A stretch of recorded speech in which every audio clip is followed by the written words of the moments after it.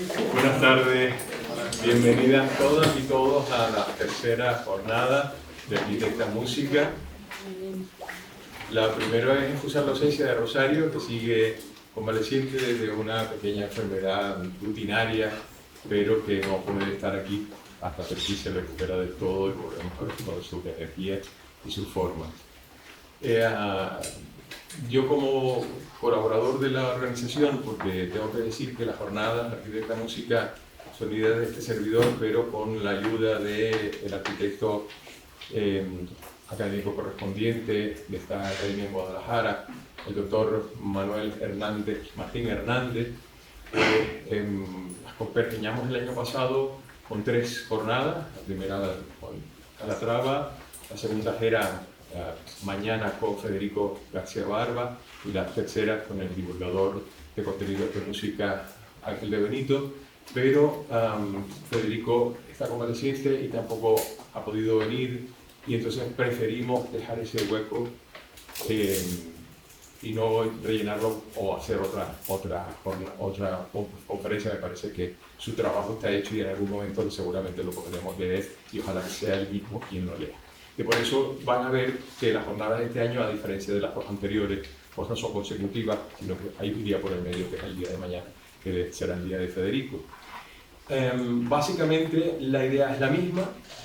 Nació con la intención de aunar esfuerzos entre las sesiones, que parecen que organizamos cosas por separado, pero en verdad tenemos mucho en común, nada más y nada menos que la idea de que la arquitectura es a la música lo que la música es la arquitectura. En muchos casos, una sin la otra no pueden vivir y viceversa. Eso ya lo hemos visto en las dos anteriores y hoy va a quedar todavía más fehacientemente demostrado con la ponencia de el que a mí me da hasta un poquito de apuro agradecer que Juan haya podido venir, porque dentro de su agenda extensísima, con todo lo que es su currículum, que esto no es ni una página del currículum, que les agradezco, se lo lean en la Universidad de Granada, donde están todas sus publicaciones. ¿Cómo lo haces? How do they do it? Hay un programa en televisión, digo, ¿cómo puedes publicar tanto?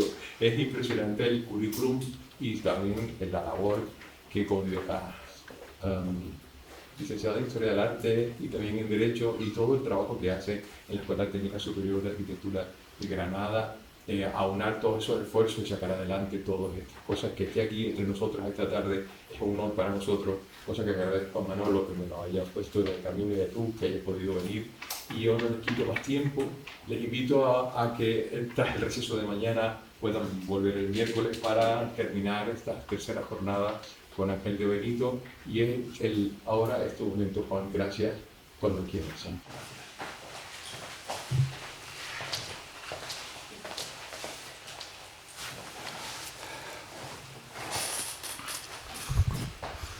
Bueno, pues muchísimas gracias, Conrado, por esta exagerada presentación. Soy yo el encantado de estar aquí, el agradecido por la invitación y por tener la oportunidad de dirigirme a ustedes. Y además estoy en una situación de mucha envidia, porque he visto el edificio que tienen aquí y en comparación con nuestra Academia de Bellas Artes de Granada, pues tienen unas instalaciones increíbles para desarrollar todo tipo de actividades.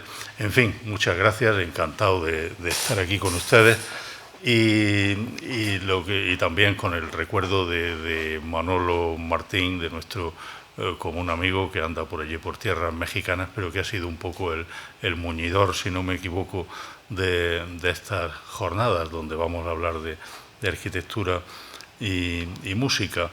Pues nada, sin más empezamos. Ahí está mi correo electrónico. Yo soy un optimista impenitente y siempre pienso que a lo mejor a alguien le puede interesar lo que digo en las conferencias, y por eso dejo ahí siempre mi correo electrónico por si alguien, sobre todo estudiantes o algún investigador que esté en estos temas, quiere algo de mí, pues con mucho gusto ahí en ese correo electrónico me tendrán siempre a disposición. Bueno, pues vamos ya a entrar en materia, y como entrante, antes de llegar a Le Corbusier, yo recordaría que esta relación, esta aproximación entre arquitectura y música, lo vamos a centrar en esta conferencia en Le Corbusier, pero tiene casi tanta antigüedad como la propia historia de la arquitectura o como la propia historia de la música. Son dos maneras de relacionarse el ser humano con el universo que tienen muchas concomitancias, incluso a nivel de mito. Recordarán ustedes el mito de Orfeo amansando a las fieras con la música. Es un mito civilizador, es un mito donde la música se puede equiparar perfectamente a la arquitectura, porque es significa la irrupción del orden, de lo ordenado, de lo medido, de lo controlado por el intelecto humano en el mundo salvaje de la naturaleza en estado libre. Si Orfeo amansa a las fieras con su música, el mito está también lleno de héroes civilizadores que lo primero que hacen es acotar un terreno, construir e introducir, por tanto, el orden donde lo que había antes era desorden, salvajismo, caos. Siguiendo con estos mitos, ahí tienen dos, se ve, ¿no? Sí. Ahí tienen dos mitos también muy conocidos que podrían servirnos para abrir boca. A la izquierda es el mito de Anfión tocando la lira, en este caso no es la lira, pero el mito originario era tocando la lira y construyendo las murallas de Tebas. Según este mito griego, al son de la música de Anfión, los bloques de piedra se colocaban dócilmente en su sitio, sin necesidad de ningún esfuerzo físico. Anfión debería de ser, desde luego, el patrón de los albañiles, porque es el sueño de cualquier constructor, que los bloques, fíjense, este grabado del siglo XVII, cómo los bloques van volando y colocándose cada uno perfectamente en su lugar hasta dar origen a la arquitectura. Al lado, otro mito, al contrario, el mito negativo, el poder de la música sobre la arquitectura. Es el célebre episodio bíblico de las trompetas de Jericó, esa intervención de Yahvé con los israelitas cuando los israelitas hacen derribar las murallas de Jericó, que se consideraban inexpugnables, tocando las trompetas. Ahí lo tienen en una preciosa miniatura de finales del siglo XV de Jean Fouquet. Es decir, que todo este tema de la relación entre arquitectura y música pues nos podría dar para muchísimas variantes, como de hecho ha dado ya en otras conferencias de este ciclo. El hecho de que una cuerda y su vibración, es decir, el diapasón, todos conocemos la palabra diapasón y seguramente no todo el mundo sabe la etimología de esta palabra, que quiere decir, es en griego diapasón, jordón, armonía, es decir, la armonía creada a través de todas las cuerdas. Es decir, la propia palabra diapasón está relacionada con esta idea del orden en el mundo. El hecho de que una cuerda y su vibración pueda ser objeto de medida tiene una relación directa con la búsqueda de proporciones en arquitectura y está presente en toda la historia del pensamiento, desde Pitágoras y Platón hasta el pensamiento medieval, hasta Giordano Bruno, hasta Jean-Jacques Rousseau, que es un gran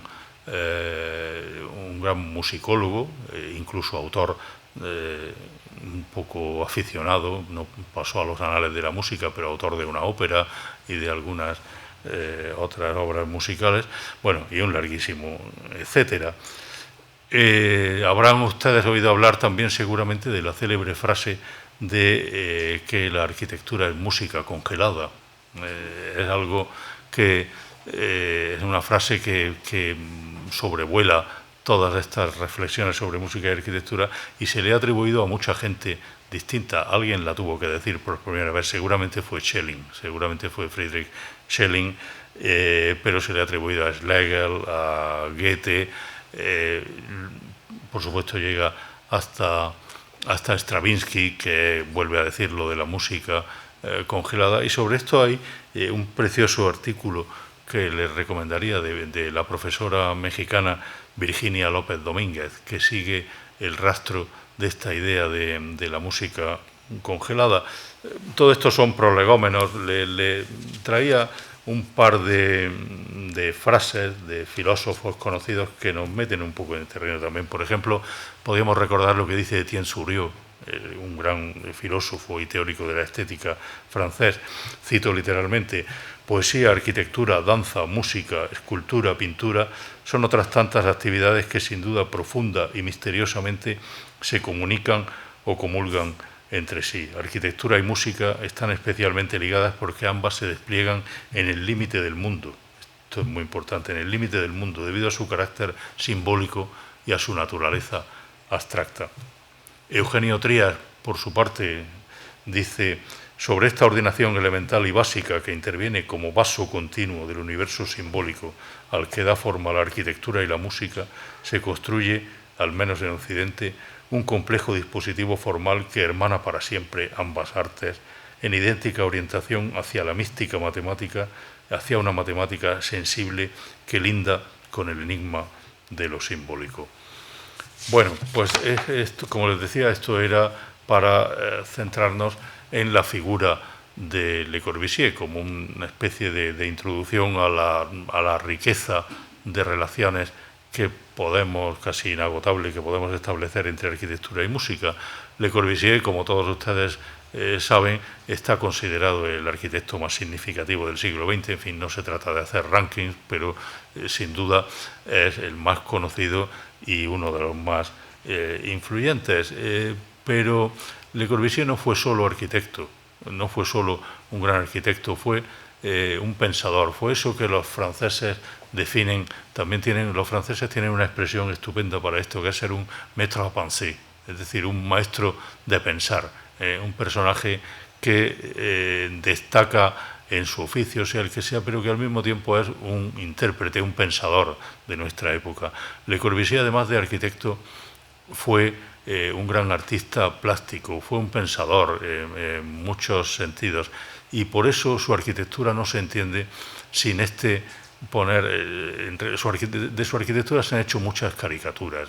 Le Corbusier, en una visión superficial y caricaturesca, es visto como el hombre que quería meternos a todos a vivir en cajas de zapatos. Sin embargo, la realidad es muchísimo más rica, y algo de eso espero mostrar ahora, y espero mostrar sobre todo cómo el Le Corbusier arquitecto no se entiende sin esa profunda reflexión, esa continua hibridación, ese continuo ir y venir entre la arquitectura y otros campos de la cultura que se alimentaban mutuamente. Le Corbusier siempre fue muy consciente de que el siglo XX había traído consigo una invasión sonora del mundo. Aquí hay un tema apasionante que es ahora objeto de estudio por todas partes, que es el tema de la historia del paisaje sonoro. Incluso hay proyectos financiados con millones y millones de dólares para conservar sonidos que están desapareciendo, sonidos tradicionales que están desapareciendo. Le Corbusier desde los años 20 estaba hablando de esa idea de la invasión sonora del mundo, y de cómo, lo decía esto desde los años 20, incluso desde antes de tomar el seudónimo de Le Corbusier y abandonar su nombre real de Charles-Édouard Jeanneret,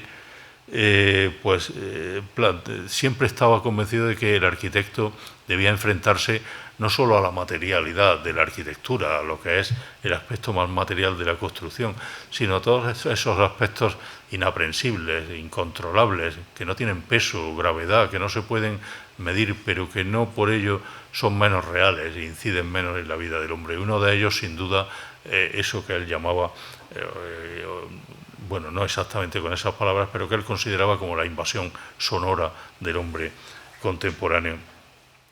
Y tomó posición sobre esto en muchas ocasiones. Leo solamente dos frases, una muy del principio de su trayectoria y otra muy tardía.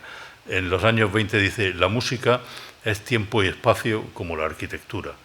La música y la arquitectura dependen de la medida.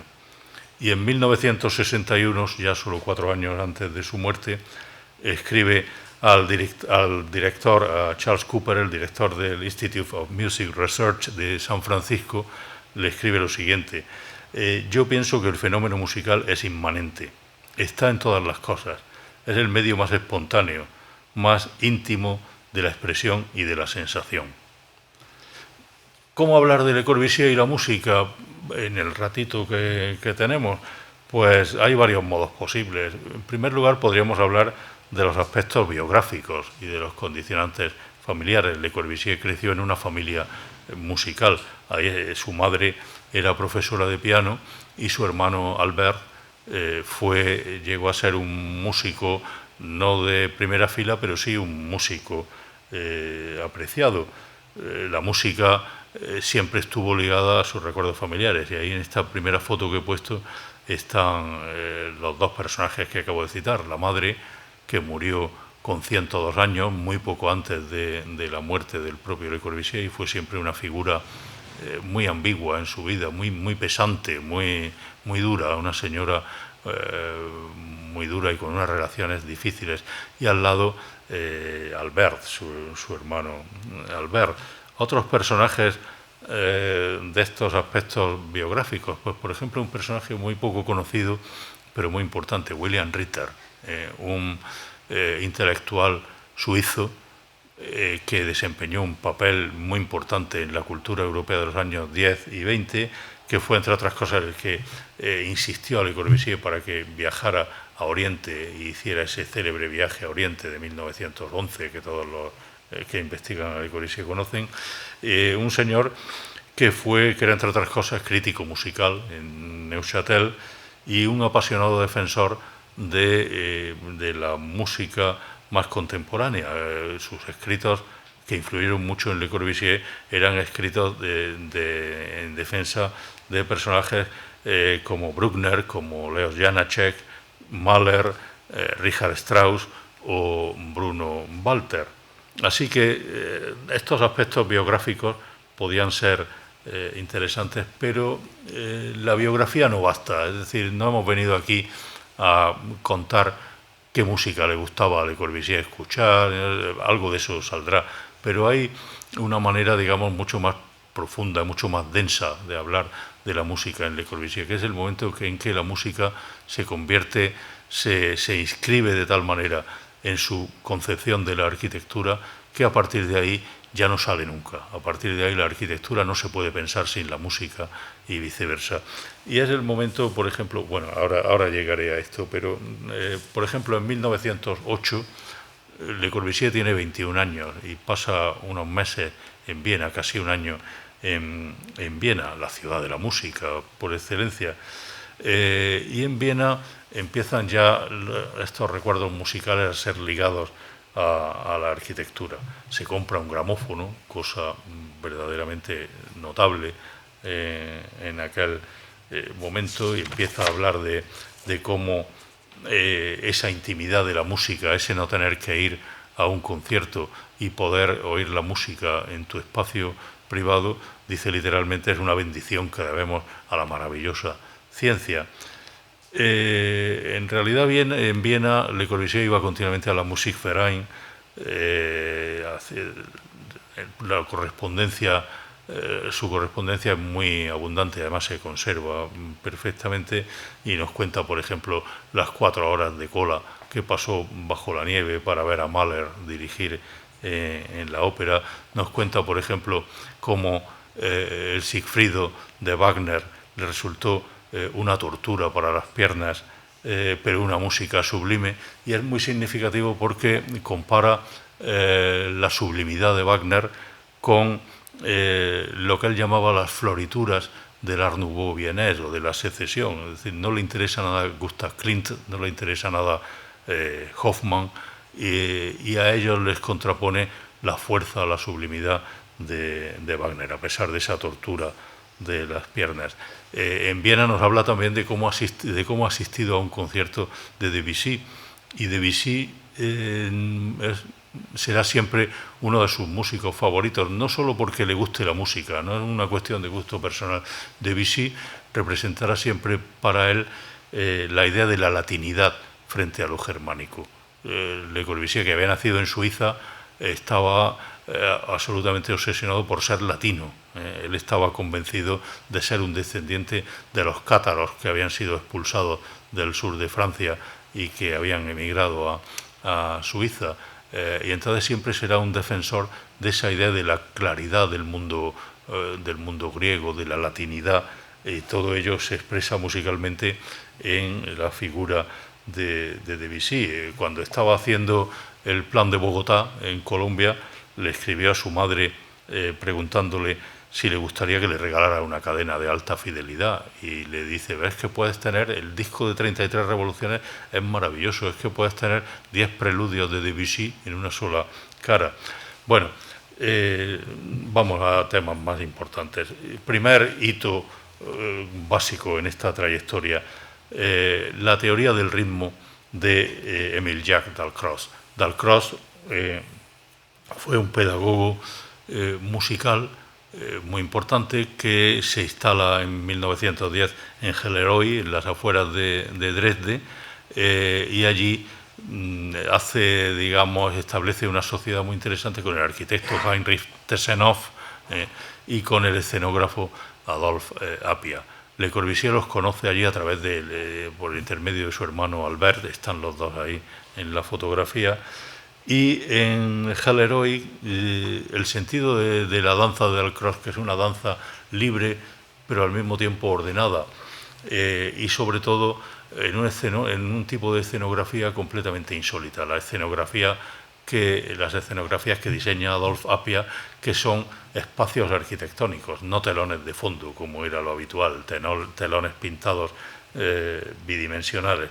La obsesión, el sentido del orden de Dalcroze fue absolutamente influyente para la idea de Le Corbusier de buscar siempre el orden no evidente en la arquitectura, esas geometrías secretas, esos trazados reguladores que no son evidentes, que no te saltan a la vista, pero que haciendo todo un ejercicio intelectual puedes encontrar esos funcionamientos secretos de la naturaleza y hacer que tu arquitectura resuene de una manera absolutamente automática con esa arquitectura. La sintonía con los decorados de Adolphe Appia, ahí lo tienen en la fotografía, será fundamental y está en el origen de uno de los grandes proyectos de Le Corbusier, más contemporáneo, más de su última etapa, lo que él llamaba la boîte à miracles, la caja de milagros, la caja de los milagros, un paralelepípedo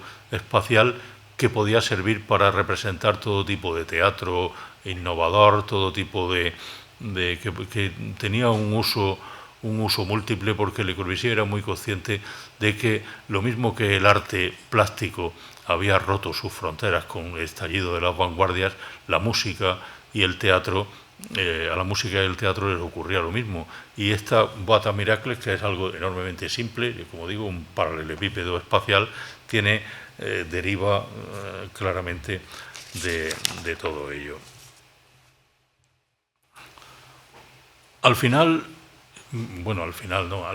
Desde el principio, Le Corbusier tiene una idea muy clara que guía su actividad, lo que él llamaba la síntesis de las artes.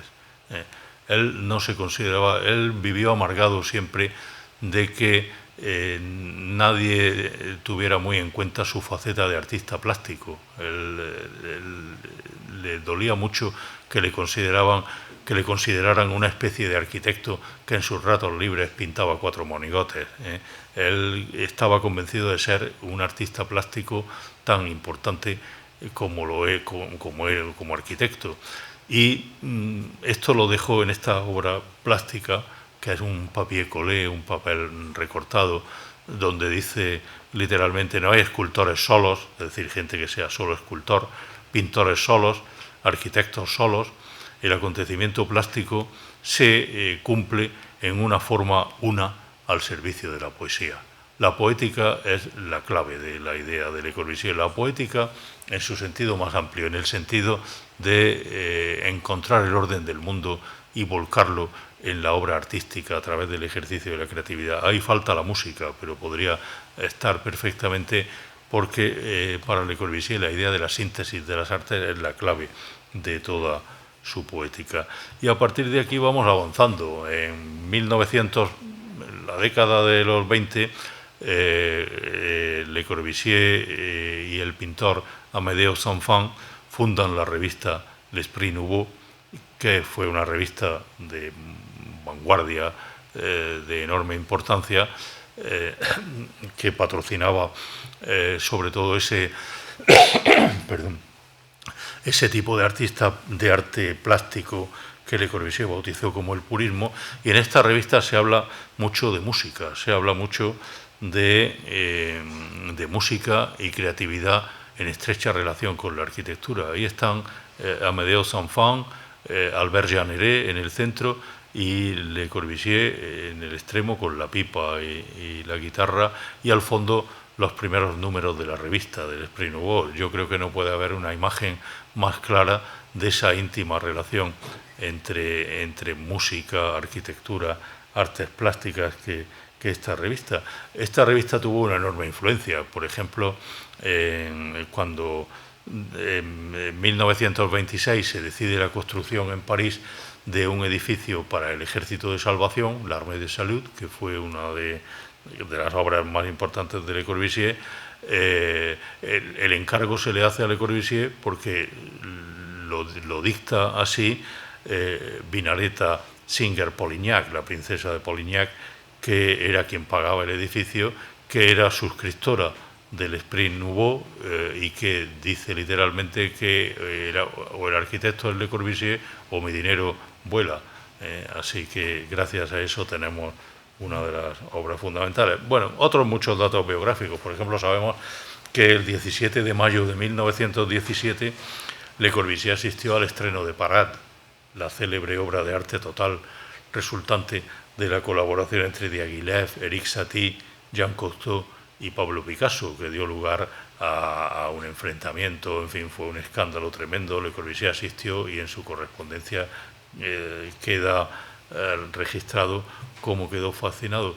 Pero la música en Le Corbusier, hasta ahora hemos hablado de música clásica, pero también es el jazz y el music hall, porque con el jazz y con el music hall, lo mismo que con el tema que hablábamos hace un momento de Helleroi y el cuerpo y la escenografía, la música se relaciona con un aspecto fundamental y la verdad es que hasta ahora muy poco estudiado, que es la relación entre arquitectura y cuerpo.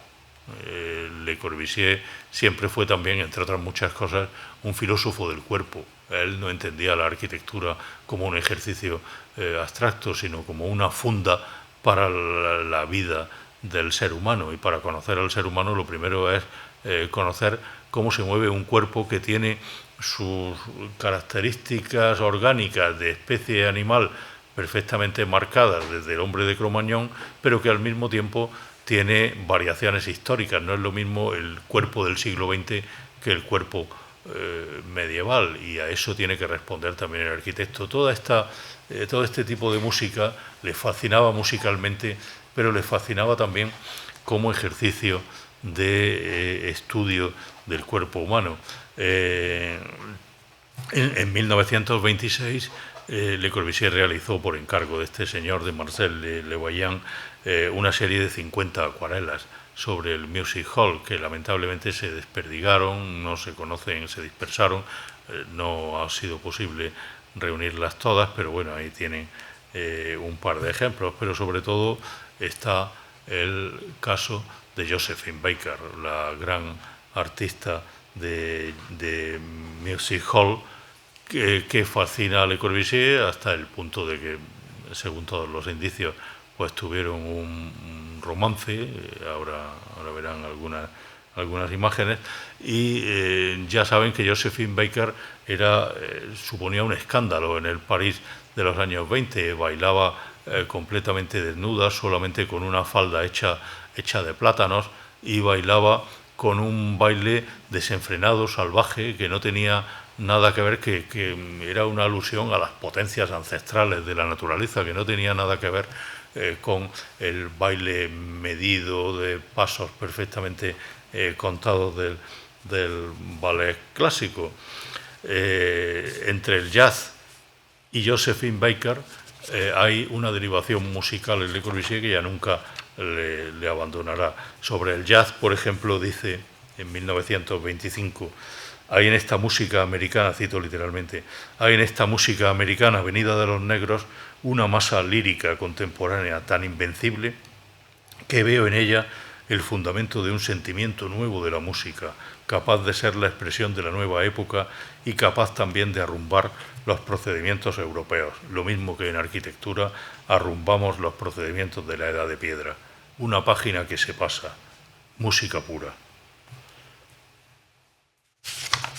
A Josephine Baker la conoció en 1929, incluso le pidió un proyecto de una casa.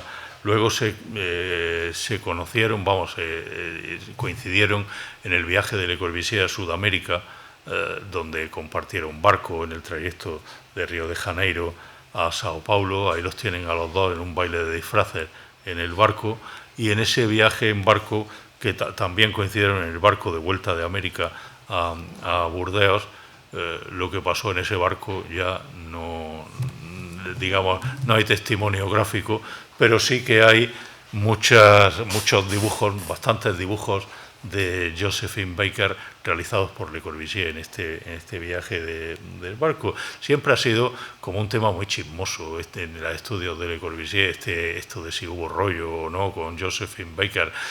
Ahora nos interesa mucho lo que Josephine Baker significaba para Le Corbusier, esa música, esa expresión de música exaltada, de esa expresión de naturaleza en estado puro. Sabemos también que durante este trayecto en barco hasta Burdeos, Le Corbusier escribió un proyecto de ballet para Josephine Baker. Lamentablemente no se ha conservado. Todos los que nos dedicamos a investigar sobre Le Corbusier soñamos con que algún día en algún archivo cogeremos unos papeles y diremos, caramba, el ballet de Le Corbusier para Josephine Baker. Pero en fin, hasta ahora no ha aparecido. Sabemos, por ejemplo, que había una escena en la que un hombre y una mujer bailaban en un decorado de rascacielos de Nueva York y de repente aparecía Josephine Baker surgiendo de un cilindro. Bien, esto... un dibujo de Le Corbusier en él y Josephine Baker en Río de Janeiro. Y la casa, esta no es... Josephine le pidió una casa a Le Corbusier, pero eso no llegó a nada. En cambio, quien sí le hizo un proyecto fue otro gran arquitecto, Adolf Loos, el gran arquitecto vienés, y este es el proyecto de Loos, en el que no me detengo porque ya veo que el tiempo pasa. Otra vía de introducción de la música en Le Corbusier es su relación estrecha con Paul Valéry, con el gran poeta francés, que al igual que Le Corbusier estaba obsesionado por las geometrías secretas de la naturaleza. Ahí lo tenemos con un Nautilus, con una concha de Nautilus, y al igual que Le Corbusier, Paul Valéry construía su poesía, digamos que uno de los fundamentos de su poética era tratar de huir de las normas poéticas tradicionales que consideraba puras invenciones sin fundamento, y encontrar esa poética secreta de la naturaleza. Esto tiene mucho de esotérico, naturalmente, y son años en que este pensamiento esotérico pues estaba muy de moda. Y Paul Valéry en 1923 escribió este libro, Eupalinos o el arquitecto, que bueno, es un libro básico para las relaciones entre literatura y arquitectura, pero en él también se habla de música. Paul Valéry decía, por ejemplo, la arquitectura y la música parecen abocadas a recordarnos directamente una, la formación del universo, y la otra, su orden y su estabilidad. Es decir, son las dos disciplinas que precisamente por estar alejadas de la mímesis, de la idea de imitación que puede predominar en las artes plásticas, están en el origen y en el punto de origen, en el punto final del conocimiento. del universo. El propio Eupalinos, a lo largo de este libro, el personaje ficticio que da nombre al libro, hay un momento, una frase que se repite mucho en nuestro ámbito, donde Eupalinos dice que los edificios se dividen en edificios mudos, es decir, edificios que carecen completamente de interés, edificios que hablan, y otros, los más raros, dice, que cantan. Hay edificios, cuando el edificio llega a la música, llega a resonar musicalmente, llega a cantar, es buena arquitectura, es lo que viene a decir Paul Valéry. En este mismo libro, el personaje de Sócrates, que aparece también, dice literalmente: quiero oír el canto de las columnas. Es decir, fíjense qué frase, el canto de las columnas. En 1930 Le Corbusier vuelve de América y escribe este libro, Precisiones, un libro muy importante por muchos conceptos. No sé si he hecho aquí alguna barrabasada. Y bueno, ahí vuelve a insistir sobre el tema de esta relación. No voy a leer más citas textuales, pero sí otro hito, quizá poco conocido. La película de 1937 de Jean Epstein, Le Bâtisseurs, Los Constructores, fue una película hecha en plena fiebre del Frente Popular en Francia, y era una exaltación de los oficios de la construcción, como una idea de una especie de elogio del construir, en el que aparece Le Corbusier dibujando, ahí tienen un fotograma, y en el que seguramente gracias a la mediación de Le Corbusier hubo también un elemento musical. Es decir, ni Jean Epstein, ni el cineasta Jean Epstein, ni el propio Le Corbusier concebían que un documental como este no llevara también una aportación musical. Es entonces cuando surge el himne du travail, el himno del trabajo, de Arthur Honegger, de ese gran músico contemporáneo que todos conocerán.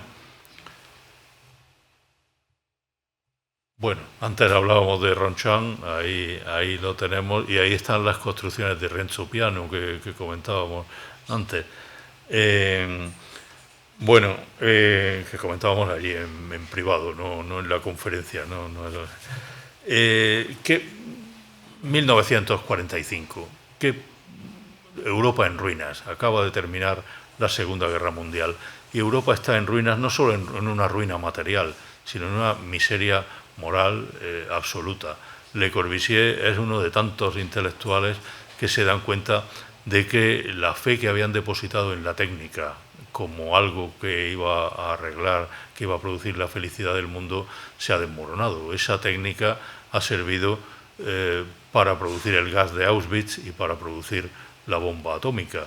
Luego llegan tiempos de una nueva espiritualidad, y Le Corbusier no es inmune a esto. Siempre digo a mis alumnos que hay como mínimo 3 Le Corbusier. No me voy a meter ahora en este jardín, pero claramente el Le Corbusier después de la guerra es un Le Corbusier del que ha desaparecido toda su confianza en el mundo de la técnica, que antes parecía esplendoroso. Y tenemos entonces un Le Corbusier mucho más espiritual, un Le Corbusier que empieza a hablar, por ejemplo, de lo que él llamaba el espacio inefable, l'espace indicible. En 1946 publica un artículo que yo creo que es uno de los textos de arquitectura más importantes del siglo XX, que yo lo traduje al castellano, está puesto a disposición si alguien lo quiere, que se llama así, l'espace indicible, el espacio indecible o inefable.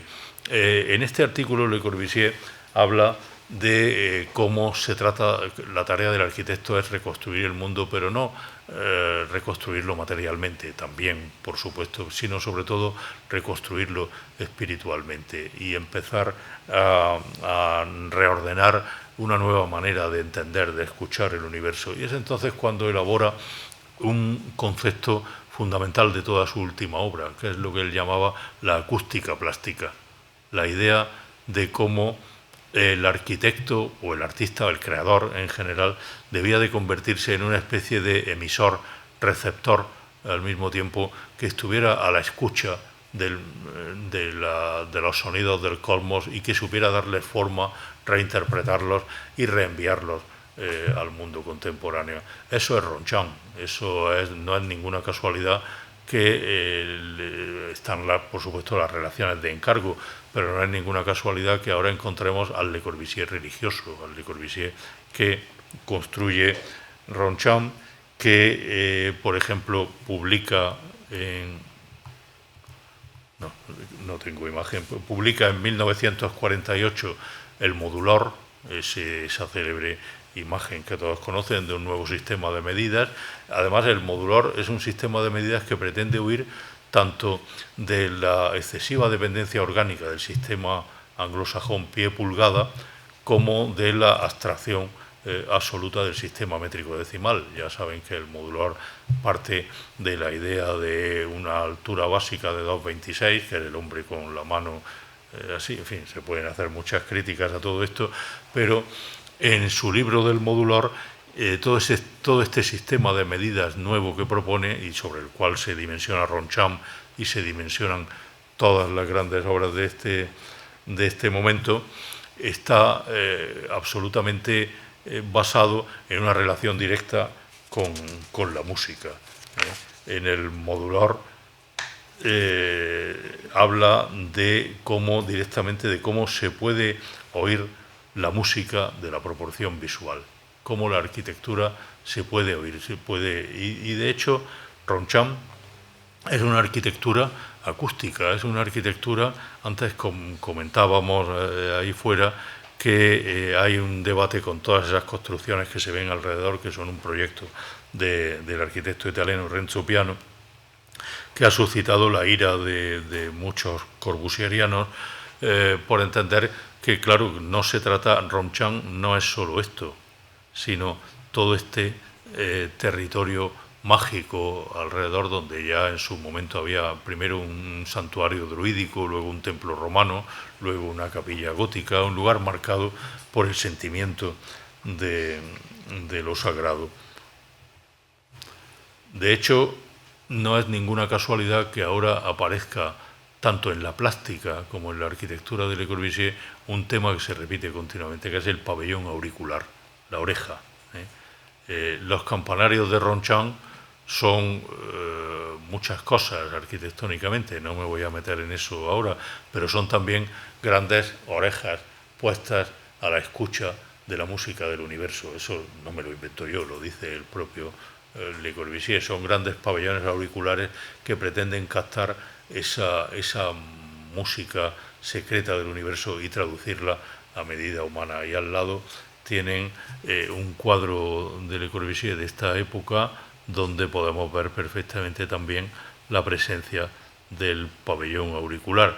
Así que ahora, en estos momentos, la relación arquitectura-música es absoluta, y mucho más si vemos que en el proyecto de Ronchan, tan fundamental como los interiores eran los exteriores.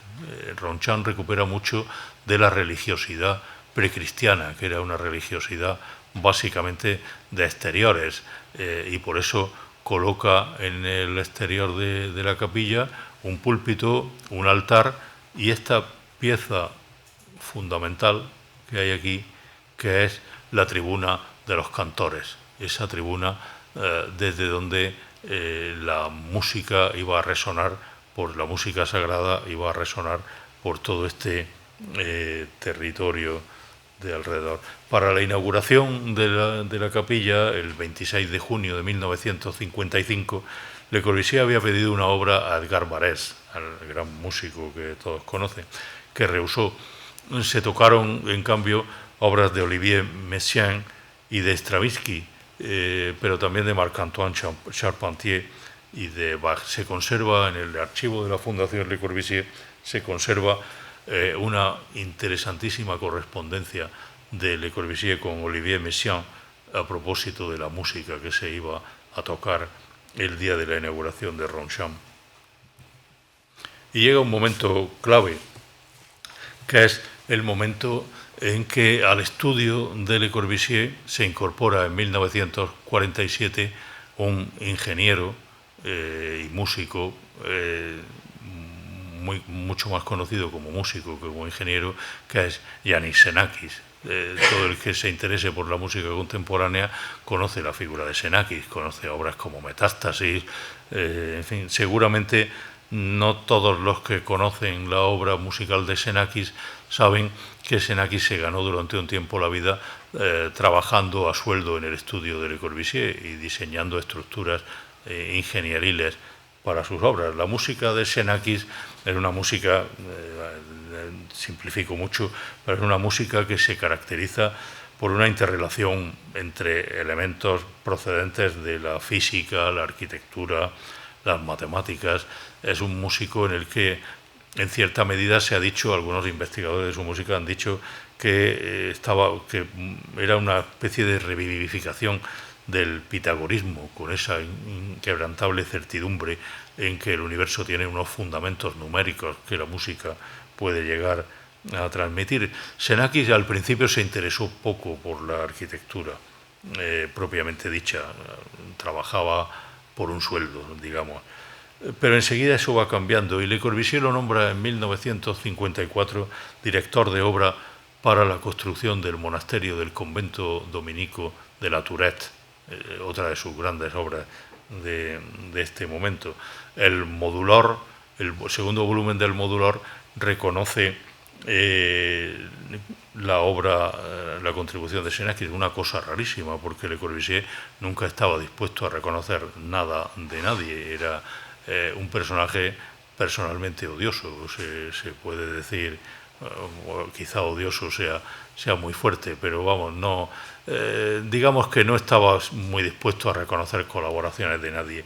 Y sin embargo, en el volumen segundo del Modulor dice: esta puesta a punto de los paneles de vidrio de la Tourette ha sido hecha por Xenakis, que es un ingeniero convertido en músico y que tiene tres vocaciones favorables reunidas. Hay tres vocaciones favorables reunidas aquí: el arquitecto, el ingeniero y el músico.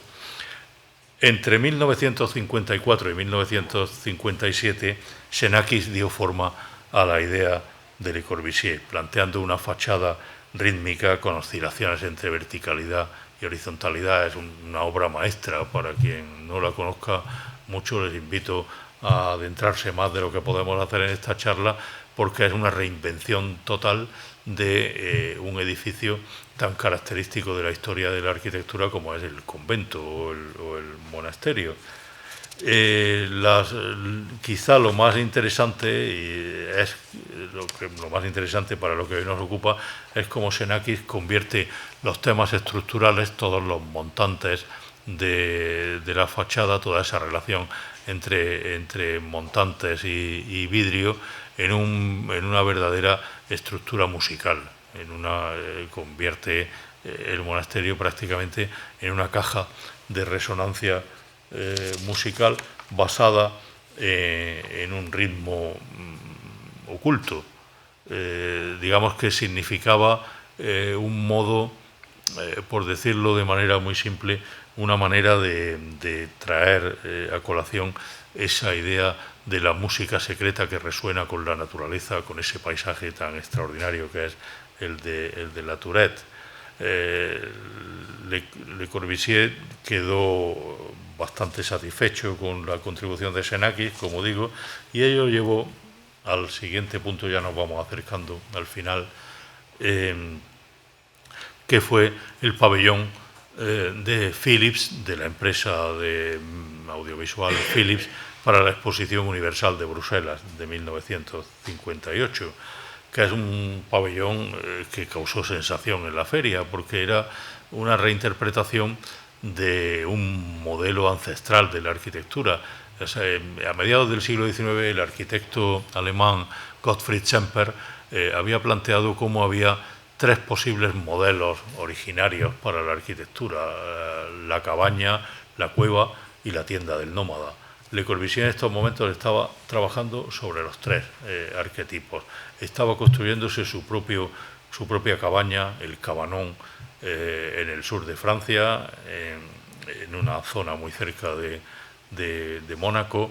Estaba haciendo el proyecto, que no llegó a construirse, de una basílica subterránea también en el sur de Francia, donde el modelo cueva era evidente, y aquí en Bruselas lo que hace es una reinterpretación contemporánea de la tienda, de la tienda del nómada, con una estructura diabólica de paraboloides e hiperboloides, que es obra absoluta de Xenakis. Le Corbusier no tenía los conocimientos estructurales suficientes como para hacer esta diablería absoluta y que se mantuviera en pie.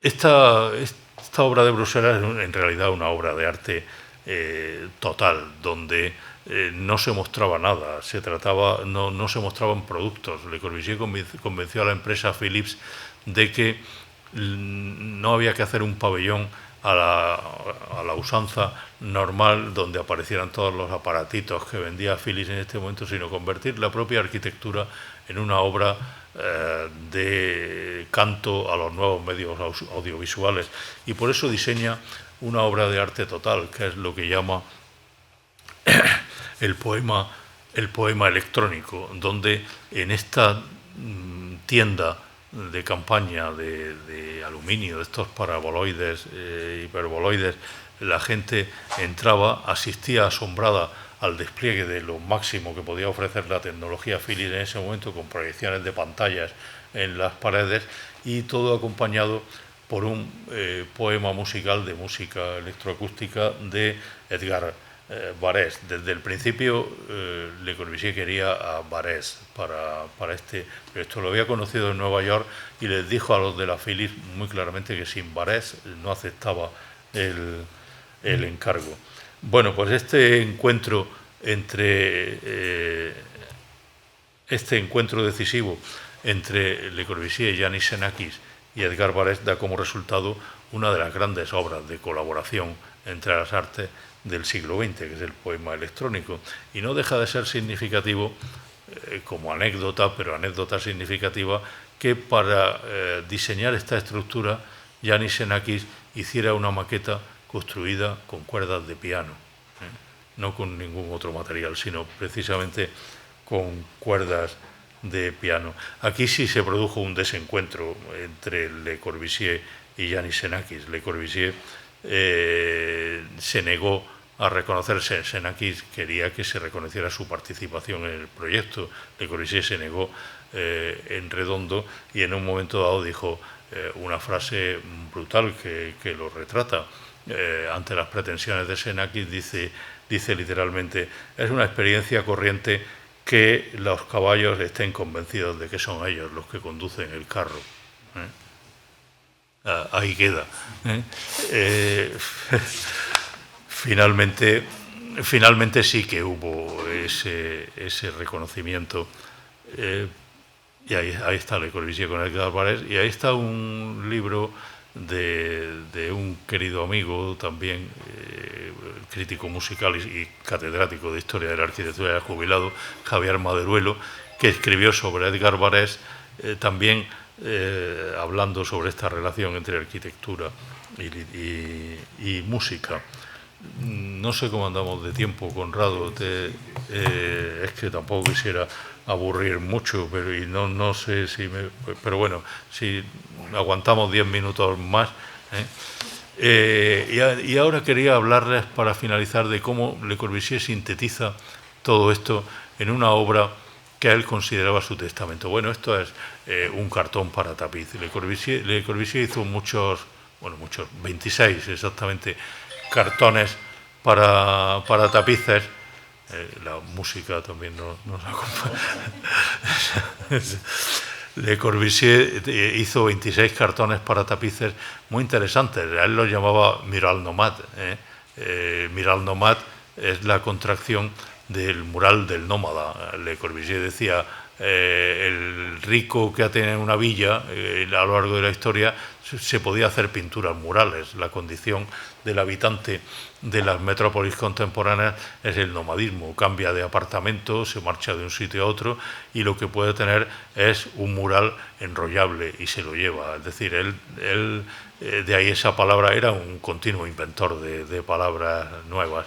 Y llamaba entonces a los tapices mural nomade, y estaba empeñado en reintroducir el arte en el hogar moderno, dar una segunda vida a este arte tradicional del tapiz. De hecho, la Fundación Le Corbusier sigue, que es propietaria de los derechos, sigue cobrando royalties por permitir el tejido de estos tapices. De vez en cuando alguien encarga que se les lleve, que se haga el tejido de uno de estos, y bueno, entre los 26 les recomendaría mirarlos porque son preciosos, y algunos de ellos hablan de música, hablan con esta pintura a medio camino entre lo abstracto y lo figurativo, en la que tan importantes son las manos. Le Corbusier tenía una verdadera poética de la mano como instrumento mediador entre el cerebro y el mundo, y la música siempre aparecía asociada al elemento femenino. La música, sí, y esto lo aclara muy bien en esa obra que les decía, y que es la última que muestro, que consideraba un poco su testamento, una obra que publicó en 1955, a la que tituló Le Poème de l'Angle Droit, el poema del ángulo recto, que yo tuve la fortuna de publicarla por primera vez, porque me permitieron acceder al archivo y estaban todos los materiales originales de Le Corbusier. Hicimos con ella una exposición que figuró en varias ciudades, en fin. Y el poema del ángulo recto es básicamente una gran carpeta de litografías, donde se ve al Le Corbusier artista, al Le Corbusier preocupado por la creación. Él estaba convencido de que el mundo era un mundo marcado por la dualidad, donde todos vivimos partidos por la mitad por una dualidad entre masculino, femenino, luz, oscuridad, tierra, agua, noche, día. Le Corbusier, incluso ven la propia portada del libro, cómo aparece dividida claramente en vertical, y a un lado está el sol y al otro lado la luna. ¿Y qué es el arquitecto para Le Corbusier? ¿Cómo lo muestra en este gran poema del ángulo recto? Como el personaje que trabaja en la hendidura. El creador es el personaje que tiende puentes en estas hendiduras. En este mundo de mediado es el que trata de construir puentes entre lo oscuro y lo claro, lo masculino y lo femenino, y de ahí sale la obra de arte. Esta es su idea. Ahí hay algunas páginas de algunas de estas litografías, escrito como un poema con caligrafía manual, y las litografías en color son papier collé, papeles recortados y pegados sobre una maqueta sobre la cual se hacía la litografía. Esto es, por ejemplo, el agua, y este es el modular, el de la derecha, el que tiene la concha, no es del poema del ángulo recto, es el de la izquierda. ¿Cómo se puede hacer un poema al ángulo recto? ¿Habrá cosa más tonta que un ángulo recto para hacerle un poema? Pues Le Corbusier lo dice muy claramente. Yo hablo del ángulo recto, no del ángulo recto euclidiano de los 90 grados, sino de otro ángulo recto mucho más visceral del hombre. El hombre que se pone en pie. La Tierra ha llegado a encontrar su equilibrio entre el agua, su línea de equilibrio entre el agua y la tierra. Y el hombre se pone en pie, se convierte en el Homo erectus, y el ángulo recto es precisamente el que describe el hombre puesto en pie, que pasa a la acción con la horizontalidad del mundo. Y ahí está representado. Como ven, es un discurso muy filosófico, muy lleno de un pensamiento hermético, que en Le Corbusier era muy fuerte, estaba muy influido por todo tipo de teósofos y de alquimistas de todo tipo. Y ahí tienen, por ejemplo, cómo en una de esas láminas del poema se produce esa fusión entre los dos elementos, y cómo progresivamente, conforme vamos avanzando, la música va apareciendo cada vez más. La música es para Le Corbusier uno de esos elementos que pueden tender puentes, por provisionales que sean, en esas zanjas que se abren en la vida del hombre entre los elementos que marcan esa vida dualista. La música es un elemento unificador por excelencia, y por eso aparecen ahí esas manos de mujeres tocando el acordeón, tocando la guitarra. Lo mismo que aparecen también al lado, ya no lo muestro, el símbolo de la barquita amarrada, la humilde barca de pescadores amarrada a la orilla, como un intento de mantener ese nexo entre tierra y agua, entre esos dos elementos que escinden al hombre. Todo ello lo había planteado desde su propia pintura, vean ese cuadro de guitarra y maniquí, o, por ejemplo, al lado otra de las láminas del poema del ángulo recto. En fin, tampoco me voy a meter. Y este es el final de ese poema del ángulo recto, donde aparece esa mano que podría ser la mano del hombre de Altamira, la mano, digamos, que no tiene ningún elemento geométrico de medida, y dice al lado, con un carbón se ha trazado el ángulo recto, el signo. Es la respuesta y la guía, el hecho, una respuesta, una opción. Es simple y desnudo, pero aprehensible. Los sabios discutirán sobre la relatividad de su rigor, pero la conciencia ha hecho de él un signo. Es la respuesta y la guía, el hecho, mi respuesta, mi elección. Ese carbón con el ángulo recto representa ya al final de ese poema, pues cuando ya Le Corbusier estaba en la fase final de su vida, esa especie de testamento poético donde nos viene a decir lo que decía al principio, que la arquitectura no puede ser una arquitectura adecuada para el hombre contemporáneo si solo atiende al elemento tecnológico y olvida todas esas nuevas necesidades espirituales que se han ido encadenando a lo largo del siglo XX y que, por supuesto, explotan de una manera totalmente diferente a partir de 1945. Bueno, hasta aquí era más o menos lo que yo quería contar, y le comentaba antes a Conrado que no sé si interesaría que viéramos el poema electrónico de 1958, depende de lo que diga el público, dura unos 9 minutos. Y podemos, y no sé si lo conocéis o no, pero podemos completar esto visualizando lo que veía ese visitante de la exposición del 58 que entraba por la puerta. Le Corbusier veía ese edificio también como un gran estómago, como una especie de órgano que digería al burgués bruselés o de otro lugar que viera eso, y lo despojaba de sus prejuicios y lo sacaba por la otra puerta digerido y convertido casi en excremento, después de ese proceso de deglución. Pero a través de todo ello se producía a partir de ese impacto del discurso visual y musical al mismo tiempo. Así que, si les parece, pues podemos buscarlo en YouTube. Pues aquí lo tenéis. Vamos a ver cómo se van. Le Corbusier decía que lo que quería era lanzar un mensaje al mismo tiempo de horror y de confianza en el futuro, del hombre del siglo XX que había sufrido experiencias terribles, choques violentísimos en su espíritu, pero que al mismo tiempo podía ver el mundo con optimismo. Eso trató de condensar en esos 8 minutos con la música de Edgar Varés.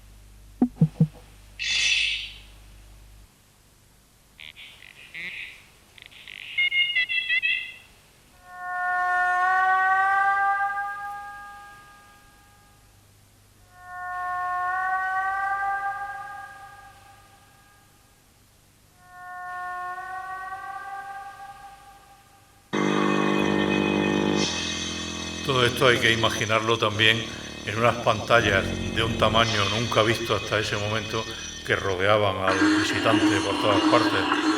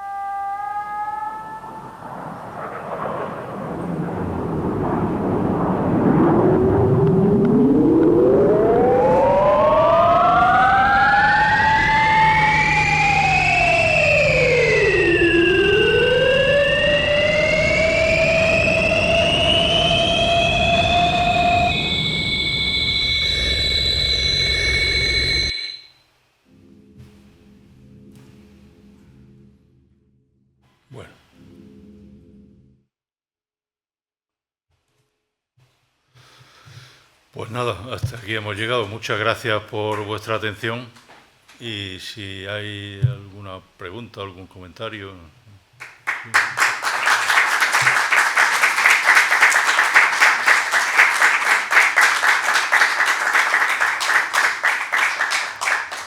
Gracias. Pues sí, allí había... Dígame.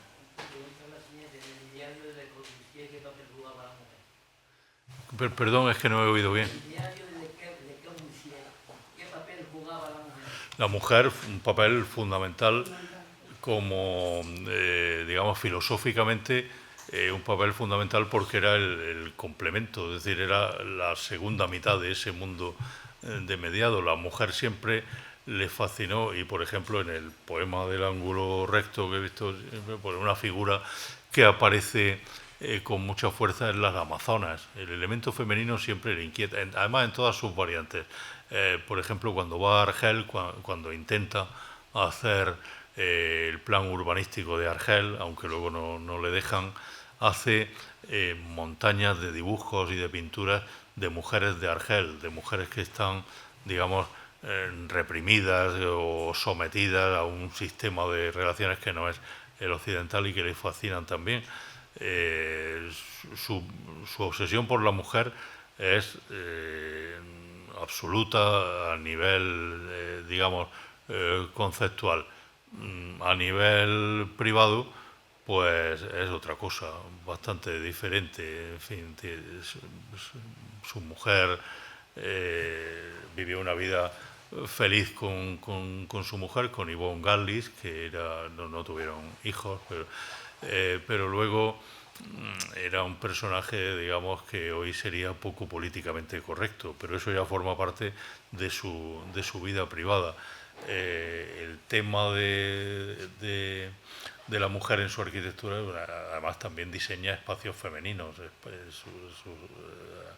En sus arquitecturas muchas veces hay espacios especialmente pensados para utilización femenina, o el tocador, pero luego, por ejemplo, hay anécdotas, pues como por ejemplo la gran arquitecta Charlotte Perriand, no sé si le suena. Charlotte Perriand es una de las grandes arquitectas del siglo XX y una diseñadora de muebles excepcional, y trabajó durante un cierto tiempo en el estudio de Le Corbusier, pero cuando fue a pedir trabajo a Le Corbusier, trabajo sin sueldo. En el estudio de Le Corbusier se cobraban sueldos miserables, pero cuando fue a pedir trabajo y Le Corbusier vio que era una mujer, le dijo: señora, está usted equivocada, aquí no bordamos cojines. Luego rectificó, luego se dio cuenta del potencial de Charlotte Perriand y la tuvo entre sus colaboradores, pero o no sé, por ejemplo, su marchante de arte, la persona que le llevaba todo el tema de la comercialización de su obra plástica, una señora suiza que vive todavía, Heidi Weber. Yo he llegado a tener una buena amistad con ella porque hice una exposición de su colección particular, y esta señora Heidi Weber, para la que hizo el pabellón de Zúrich, la construcción de Le Corbusier en la orilla del lago de Zúrich, pues esta señora me contaba muchísimas anécdotas, es una fuente de anécdotas de Le Corbusier. Y cuando ella, que había hecho todo el esfuerzo del mundo por poner a Le Corbusier en el mapa como artista plástico, cuando Le Corbusier decide crear su fundación, que va a heredar todos sus derechos y sus propiedades, puesto que no tenía hijos, le dice a Heidi Weber: usted no va a formar parte de la fundación porque de las mujeres no me fío. En fin, digamos que hay dos niveles de hablar de este tema. Uno, el Le Corbusier privado, que bueno, con sus flaquezas como las tenemos todos, y otro, el Le Corbusier pensador, en el cual no la mujer como figura, sino el elemento femenino es absolutamente esencial en todas las declinaciones posibles de la figura de la mujer, desde la prostituta hasta la Virgen María, a la que pinta en más de una ocasión y para la cual y en la cual estaba pensando a la hora de hacer eso que les comentaba de pasada, de una basílica subterránea en el sur de Francia. Era una basílica pensada para como un culto femenino centrado en torno a María Magdalena, en torno a la figura de María Magdalena. En fin, aquí podríamos seguir mucho, pero no sé si alguien quiere preguntar algo más. Bueno, pues gracias gracias a vosotros. Gracias por la sapiencia, y ahora el compromiso de escribir para los anales y que podamos ver el canal de YouTube probablemente.